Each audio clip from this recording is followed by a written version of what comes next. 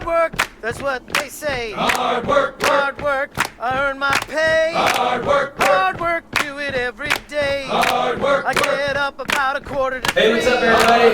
Paint Boss here. And Hey, earn my I pay. just want to say, take a minute. I'm sorry we haven't done any videos lately, guys. Unfortunately, I'm really sad to report we lost our foreman, Alex Mendoza, due to complications with COVID-19. So we're going to put a description in the link below. Please donate. We have a GoFundMe page, and our paint community has been so awesome in supporting his family. He leaves behind a 12-year-old daughter, a 14-year-old son, and a wife that's kind of doesn't have a lot of resources at her disposal. He was the sole breadwinner. So please help us support. We've kind of in solidarity with Alex and his family. We haven't done any videos. He's been sick and he was intubated about 35 days ago. So we've all been praying and hoping, but unfortunately the good Lord called him home. So show your support. We're going to put a description in this video at the end, a link to the GoFundMe, and we're gonna get moving. So sorry to start on such a somber note, but I wanted all of our subs out there that support us. We really appreciate it, and I'm sorry it's been so long. It just didn't feel right to us doing videos while Alex was fighting for his life. All right, everybody. So we're back at it today with Jose, and I'm going to show you kind of what you can do on this door. And it feels weird to do these videos, know what we're going through, but this is a beautiful 8'4" door. Come over here, Miguel. I'm going to show you kind of what we have going on. So these were our samples we sampled because every species of wood stains differently.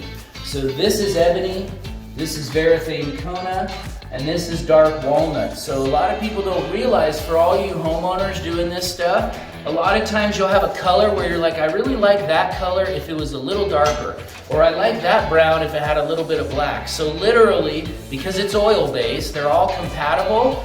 We basically did a 50-50. So we filled up this can that was the Kona, that's this color, and we poured it into a mixing pot, and then we took Minwax's ebony and we mixed it as a 50-50 split because our client wanted it darker than this, which is ebony, but this is not very rich. Ebony sometimes on a white oak, it won't be so rich. On alder, it's a little richer. So basically we're adding a little brown to the black, which will give us this really cool, unique color that only this customer will have. So I wanted to let you homeowners know, you can do that. I try to keep it product for product, so we have ebony, we have Kona, we did a 50-50 split. So we just mixed up a pint, stirred it up, and now we're about to really get going, okay? So our goal was, these are the interior doors. You can see we have some pickled white wood accents in here. And basically, the idea from the client was she wanted it darker than the ebony, so that in the front door, and I'll show you guys that in a little bit, we want to make sure we don't isolate these doors and not make sense. So we want a little bit of the black in here, and then we want a little bit of the brown for when we hang this door on the front door. It'll all kind of make sense. So we're just gonna stain this on like we always do. We're gonna let it sit because this client does want a darker front door than her interior white doors. So just like you've seen Jose and I do 1,000,001 times, we are just gonna go around. He's getting all the edges, I'm getting all the faces, and we are literally just gonna wipe this on, and we're gonna leave it marked so we have a really nice, rich door. Now we did sand this door with an orbital because just in new construction, a lot of you people know out there, or even you homeowners, when you order a new door, it'll come with dents and scratches and dings. Now when you're doing a dark door like this, you can't take 220 sandpaper and just start sanding away, or else you'll sand it too smooth and you won't be able to get it to catch all the color like it is. So that's why we went with a 60 grit sandpaper, because we're trying to open up the grain of the wood. It's kind of like a hardwood floor guy popping. The grain on a wood. If we would have 220'd this, or even like a 180, we would have sanded it so smooth that it never would have taken this deep of a color. So kind of all that stuff, it's all correlated, and you have to just know what you're going for. If we were gonna do a light stain on this and we didn't need it to go so dark, then we would have probably just done like a 150 just to kind of clean it up with the scratches and all that stuff. So this video, kind of in honor of Alex, is to show you how we take white oak, which doesn't like going super black, and we're kind of forcing it to become a dark color. So as we're continuing, and really you can see, if you look at the door, you can see that we're exactly in the middle of where our client asked us to try to get to. And that was darker than the ebony, but with a little brown in it. So we literally just did a 50-50 split. This is half Kona and half ebony. And as you can see, so far, I don't want to jinx it, but this is really working out really well. So while we're doing this, I want to give a shout out to all of our friends and clients.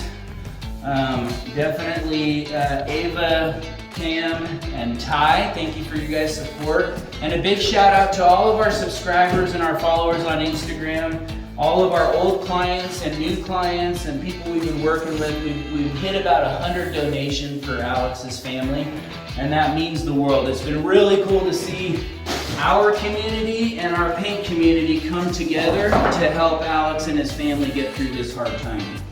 He was the sole breadwinner for that family, so you can imagine all of us are trying to do everything we can to help his son Kevin and his daughter Jessica get through this hard time and not have to panic about, you know, paying for rent and cars and bills and all that. Well, it costs a lot. So if you have an extra $5 or $10, we really would appreciate if you would go to our GoFundMe page. You can read a little bit about it.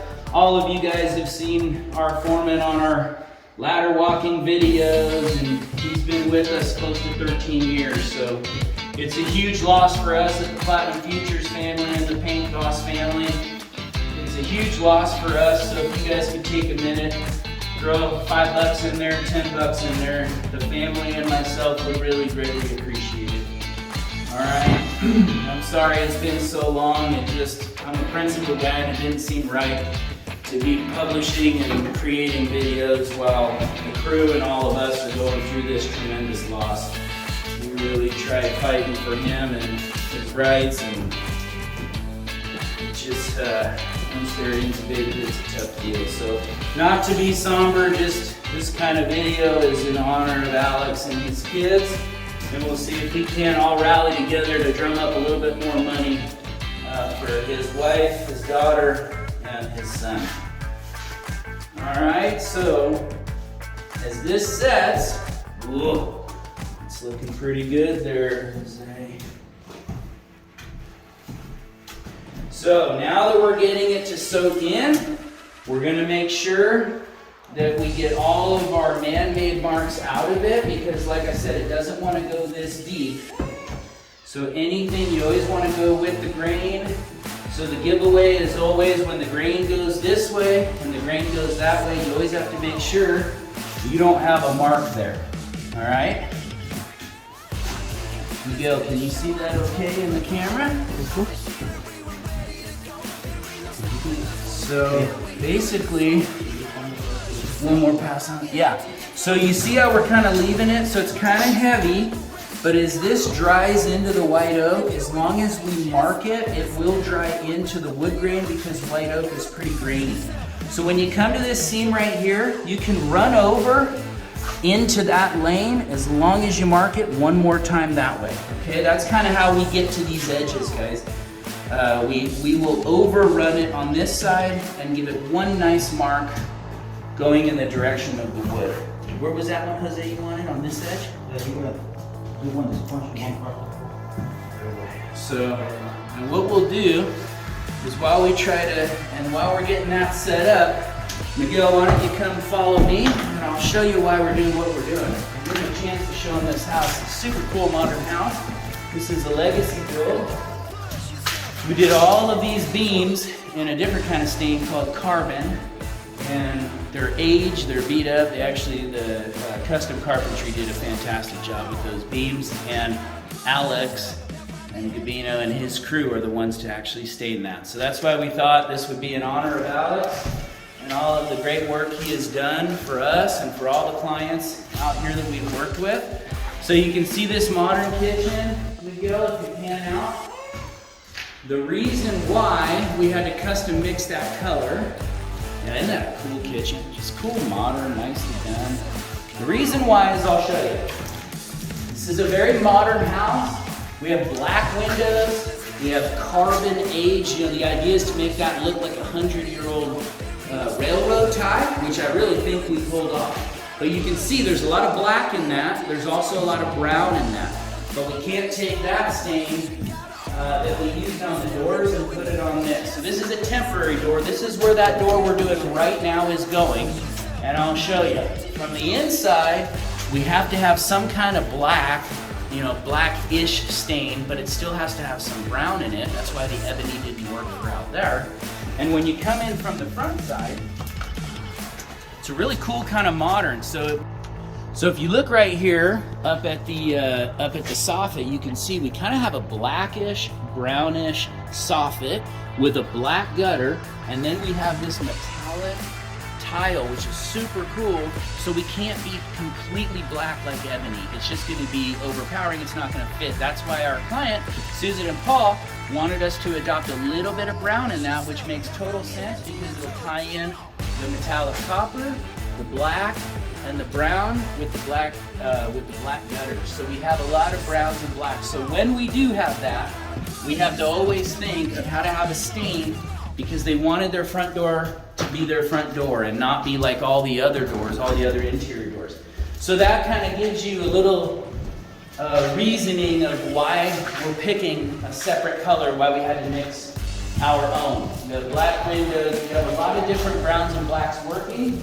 So we just want to do this video so all you guys know that you can mix that stain together. You don't have to be afraid of it. Look at how nice and beautiful, rich and dark this door looks. We got a little bit of brown in it, a little bit of black in it, and I think our clients are going to be really thrilled with this. As this dries up, this is going to be a golden, beautiful door. Oh, Jose, hand me the rag real quick. Another thing, for you homeowners, you pros out there already know this. Where's the sponge? When you have an exterior door, a man door, a personnel door, a front door, or a garage door, in order to meet your factory warranty, you have to seal all 6 sides. That means this. So Miguel, if you want to come over here, if we were to leave this unsealed and this door were to ever warp, the door company will not cover your warranty. So if you guys go somewhere, a big box store, Home Depot, and you buy yourselves a front door, make sure a door technically has 6 sides. 1, 2, 3, 4, 5, 6, okay? If you do not stain this edge, doesn't have to be pretty, no one's gonna see this. Obviously this is the top of the door, but if you do not seal this edge with a primer, an oil base, or a clear coat, the door company will void your warranty. So always make sure if you're doing that, look at that, it takes 2 seconds. You always want to seal all 6 sides. Now we have ensured that for our customer, they will have a warranty on their door if it ever bows or warps. So thank you guys again. We do appreciate all your support. Again, I'm really sorry that we haven't done any videos. We're not leaving y'all behind, I promise. Our focus has been for the last 40 days to take care of Alex and his kids. So please join us. We're going to put a link in the description below for the GoFundMe page. Even if it's $1, $5, $20, anything helps. We're trying to make sure that his son and daughter have enough to keep going. All right? Thank you guys for all your support. We're sorry for the length. God bless Alex and his family. Let's help him get through this time, and we'll see you soon. On the doors in the morning. Get up, let's go to work. Hard work, you bag up your chutes.